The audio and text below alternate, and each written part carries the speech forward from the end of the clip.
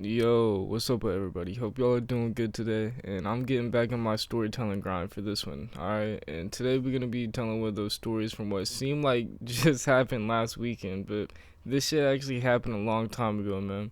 Oh, yo, one more thing, y'all. So, my last video got copyright striked, plus it also got age restricted, which means I'm pretty sure, don't quote me on it, but I'm pretty sure all that means is that my videos don't get recommended into people's feeds, like, whatsoever. So make sure if you're enjoying these videos to scroll down and actually hit that little like subscribe button so you can actually see whenever I put out some new. Cause dog, YouTube be fucking me.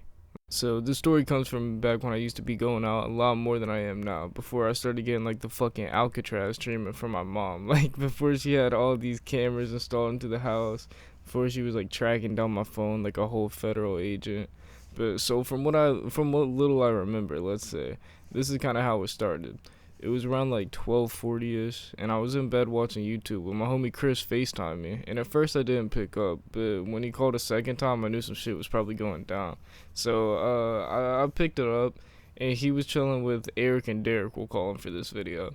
But they were smoking in his garage, chilling. And what had intrigued me though was that they said that this girl we knew was having a whole party, like she was having like an open crib at her crib. So I told him I was down. I was with all the bullshit back then. So we waited till around like 1 o'clock, and then they came and scooped me from my house. And back in the day, it was so much easier to sneak out now. But so all I really had to do was open up a window and jump. So I did that, squished myself into this little fucking mini coupe with two other dudes in the back seat. So we started making our way down to one of the many gated ass communities where we live, right? But the girls who house it was, not only did they have a gate on the surrounding the neighborhood, they also had one around their whole house. So that one wasn't working, and there was like 30 fucking cars full of people parked up outside. So we just hopped out and then hopped the gate. So we knew shit was already buzzing, and we got inside of this like mini mansion, you could call it, and this was looking nice. Like the decor, was cool. The TV was massive, and there was so much alcohol. I thought they had robbed a fucking 7-Eleven, which I mean they probably had, but the selection was crazy still. Yeah, I don't know if I've ever put this out here, like if I've ever told you guys this, but I was actually born with this like liver problem that made it so whenever I would drink or do drugs, it would always affect me like 3x the amount of all my friends. Like this shit was wicked. But hey, that never stopped your boy from keeping up the pace. So I kind of detached myself from the people that I came with, partially because I kind of got lost in this fucking ocean of people in this like suburban castle, getting shit faced, listening to the goddamn young nudie being blasted throughout the whole entire house. And I went to the kitchen to go steal some Cheez-Its or something. And let me tell you guys, if you ever let me inside your home, you better expect something to go missing, in your pantry at least. Because when I'm fucked up, I go through bags of chips, I tell you, dude.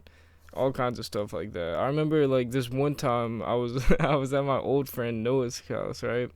And his mom got super pissed at me because the night before we had gotten lit as shit, and I downed like 4 different cans of Pringles that she had just bought from the store. But back to the story at hand. So I was up in the party talking to people, taking shots and cracking open these little like fucking White Claws that she had. She had like 20 boxes of them, and I was feeling pretty, I was pretty inebriated, let's say. But I went down to the back of the house and I went through the door, and there was like this little fire pit going. So I sat down in this little like lawn chair to get some fresh air and fired up this fucking missile of a joint that I had rolled up in the car. In about like 2 minutes, if even, into the joint, I remember seeing this cute little light skinned girl pass by and look at me. And by this point, I was way too fucked up to hold on to any form of conversation, alright? So I just sat there with the few other people that were like kind of circled, huddling around this little fire pit, just smoking cigarettes and shit. So after a few more minutes, that same person I saw earlier came up and asked me if she could hit the joint in my hand. So, I mean, of course, me being the gentleman I am, I said, hell yeah.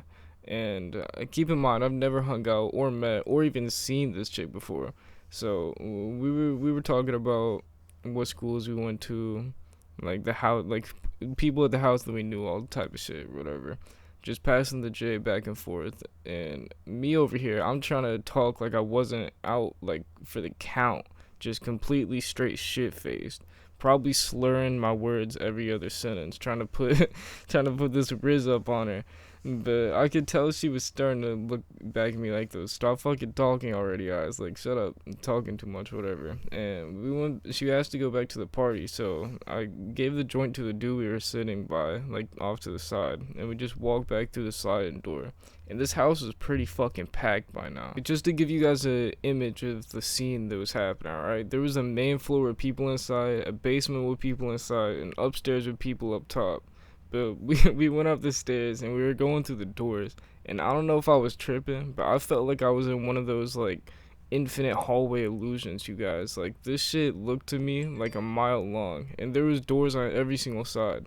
But I was also like 9 shots and a fuckload of those little seltzers deep, alright? So she was kind of like grabbing me by the hand, walking me over to this room, and we opened up the door to go inside. So we started to make out on the bed, and you know how it goes, bro. Me and Shorty did whatever we did, and when we did what we did, because we did what we did, you feel me? But after all that went down, I went to the bathroom, and miraculously, I still have my phone on me, because I don't know if you guys have this issue as well.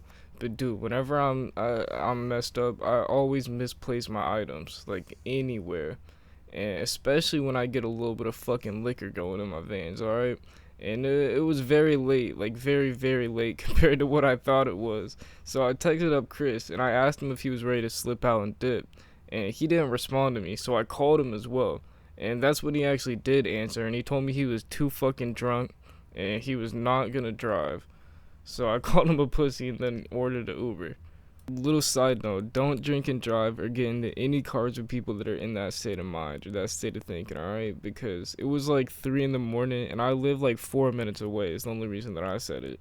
But I went back to the room and she was still chilling over there by the bed, just like looking on her phone, doing whatever. And she asked me something and I was still fucked up this whole time. So I was like halfway coherent, but 50% listening to what she was saying, like what she was talking to me about, and 50% of my brain was focused on this thing that I saw just over sitting in the corner by the other thing on the table. And back then, it was before the newest Series X had came out. This was way back when they had that, the Xbox One X, if you remember what those thingies are. And my stupid ass was thinking about the pros and cons, about how it was my first time really ever being over to that house. We were at least, and I most likely wasn't gonna be coming back, so I folded and I listened to that little fucking thief in the back of my crackhead brain.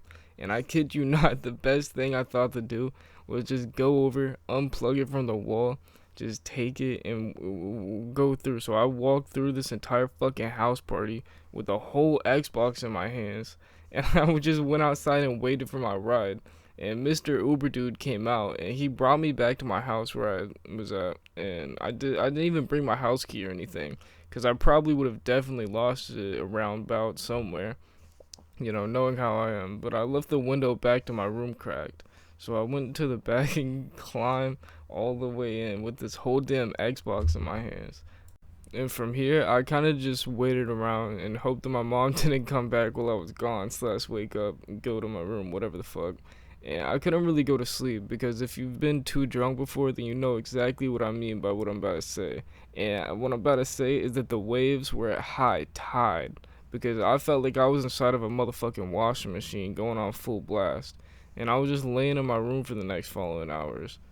But that's gonna be all I got for you guys today, boys. And don't even remember what I really did with the Xbox. I'm pretty sure I put it up for sale on eBay or some bullshit just for weed money. But hopefully you guys enjoyed this little story time. And hopefully you guys aren't little fuckheads like me when I was younger. Because if I ever threw a party and this type of shit happens to me, I don't think you understand how pressed I would be. But I'm gonna let y'all go. Be cool how you guys be cool. And have a real stony rest of your day, man. Peace. Yeah, ayy, smoking on some pressure that's exotic up inside my body. Tell your bitch to kick it, kicking shit kinda